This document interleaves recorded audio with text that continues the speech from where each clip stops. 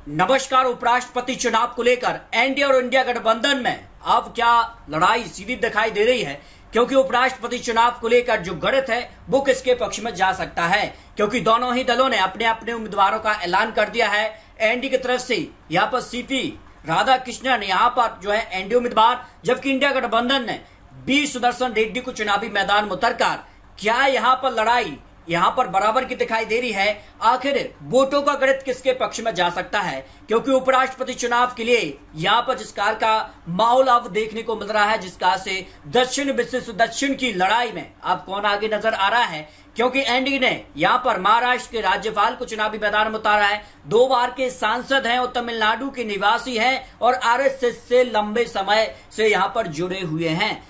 जबकि इंडिया गठबंधन की तरफ से सुप्रीम कोर्ट के पूर्व जज, गोवा के पूर्व लोकायुक्त और तेलंगाना के निवासी हैं। तो दक्षिण भारत से दोनों ही उम्मीदवार हैं और ऐसे में दक्षिण भारत को लेकर अपने अपने दावे किए जा रहे हैं। और दक्षिण भारत क्या अब राजनीतिक माहौल से भी महत्वपूर्ण है, क्योंकि तमिलनाडु में अगले साल विधानसभा चुनाव भी होने हैं। लेकिन उपराष्ट्रपति चुनाव के लिए किसके पास यहाँ पर जो है गणित जो है वो किसके पास है, क्योंकि उपराष्ट्रपति चुनाव के लिए जीतने के लिए 392 सांसद चाहिए और उपराष्ट्रपति चुनाव के लिए यहाँ पर लोकसभा सदस्य और राज्यसभा सदस्य यहाँ पर मिलकर यहाँ पर चुनाव करते हैं और जिसके पास ज्यादा वोट होंगे वो उपराष्ट्रपति चुनाव जीत जाएगा।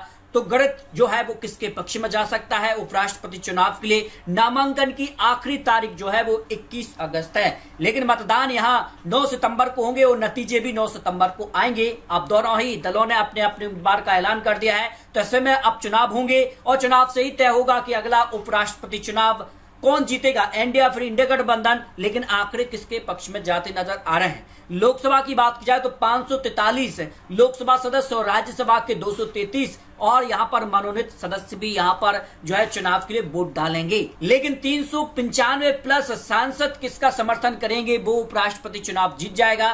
तो इसको लेकर बात की जाए एनडीए के पास यहाँ पर जो है भारतीय जनता पार्टी के पास अपने 240 लोकसभा सांसद हैं, जबकि एनडीए की बात की जाए तो 293 सांसद हैं।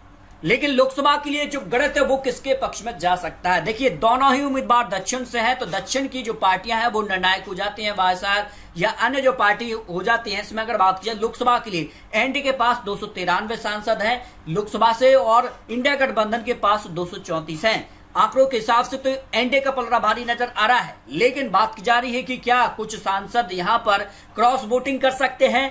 यहाँ राज्यसभा की बात की जाए तो एनडीए का 130 और राज्यसभा में इंडिया गठबंधन के पास 79 सांसद हैं। तो इस लिहाज से भी राज्यसभा में और लोकसभा में दोनों ही सदनों में एनडीए का पलड़ा भारी है। लेकिन एनडीए के पास यहाँ पर 423 हो जाते हैं, लेकिन जीत के चाहिए 395 प्लस सांसद चाहिए। आंकड़ों के हिसाब से तो एनडीए का पलड़ा भारी है, क्योंकि 2022 के चुनाव में भी जगदीप धनखड़ को 528 वोट मिले थे। विपक्षी पार्टियों ने भी यहाँ पर बात की जाए तो यहाँ पर जगदीप धनखड़ को वोट किए थे, जबकि कांग्रेस की तरफ से यहाँ पर मार्गरेट अलवा को 182 वोट मिले थे। ऐसे आंकड़ों के आधार पर कह सकते हैं कि एनडीए का पलड़ा भारी नजर आ रहा है। लेकिन अगर क्रॉस वोटिंग हो जाते हैं, कुछ पार्टी ऐसी भी रही हैं जो यहाँ पर अनुमान दिखी है एनडीए से, तो अगर यहाँ पर कुछ बड़ा उलटफेर होता है तब जाकर इंडिया गठबंधन का पलड़ा भारी होगा। लेकिन आंकड़ों के हिसाब से यहाँ पर जो है उपराष्ट्रपति चुनाव एनडीए का पलड़ा भारी है और एनडीए उम्मीदवार यहाँ पर सीवी राधाकृष्णन का पलड़ा भारी नजर आ रहा है। फिर भी उपराष्ट्रपति चुनाव को लेकर ये आंकड़े हैं। आपको क्या लगता है उपराष्ट्रपति चुनाव में एनडीए या फिर इंडिया गठबंधन कौन उम्मीदवार जीतेंगे, इसको लेकर आप राय रख सकते हैं। मिलते हैं लेटेस्ट और महत्वपूर्ण विश्लेषण के साथ, तब तक के लिए जय हिंद जय भारत।